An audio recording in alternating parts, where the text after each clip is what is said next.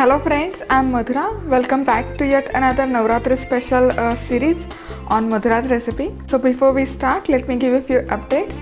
So we have yet another cooking recipe channel on YouTube which is Madhura's Recipe Marathi.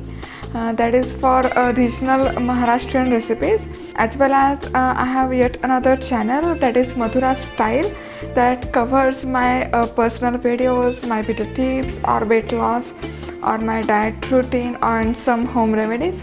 So please go ahead and visit both these channels, watch videos and please subscribe over there as well. And today over here I am preparing this Rajgira flour paratha. And to make this paratha, over here in a bowl I have taken this a cup of Rajgira flour, which is also called as Amaranth flour. It's a gluten-free recipe. So take this flour into a dish, and to that I'm going to add this potato. So over here I have taken this small potato that I have boiled, peeled and then mashed. It's fairly simple recipe. Then I have some green chili. This is a green chili paste. Some cumin seeds or jeera. Salt for taste. And some finely chopped coriander leaves. Now I'm going to mix this everything together. We need to incorporate this mashed potato really good with this flour.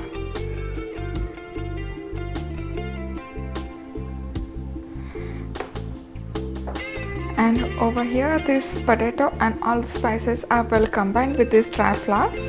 Now I'm going to pour in some water. Now you don't need to add a lot of water at a time. Just 2 to 3 tablespoons of water is more than enough to make this into a dough.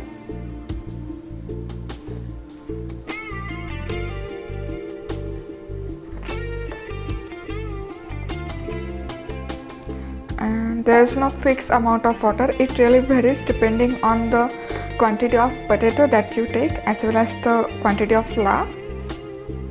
And there you go. Here this Rajgira flour paratha dough is all ready.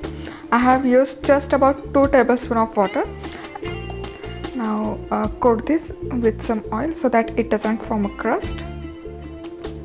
Cover this and allow it to sit for another 10 minutes. And over here I have rested this paratha dough like for 10 minutes. Let's check that out. Yep, it looks nice and good.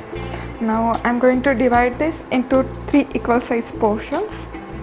So a cup of this Rajgira flour makes about 3 medium size parathas, like so.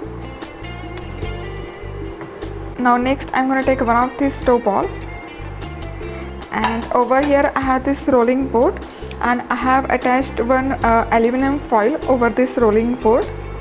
And what I'm gonna do, I'm gonna grease this foil really well with some oil. Now if you want, you can also use dry flour to roll this into paratha, but in that case the edges of this paratha turns out to be uneven. To avoid that, I'm going to just use oil. And also I'm going to grease some oil on my rolling pin. You can use ghee as well. And some oil on this dough.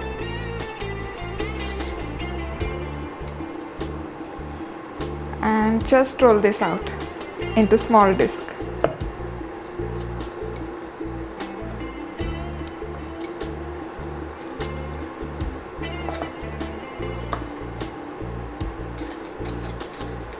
And look at that, there are no any cracks around this paratha.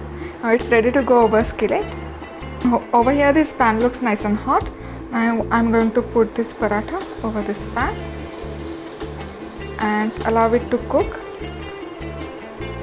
for like 2 to 3 minutes, and then we'll go ahead and flip this over.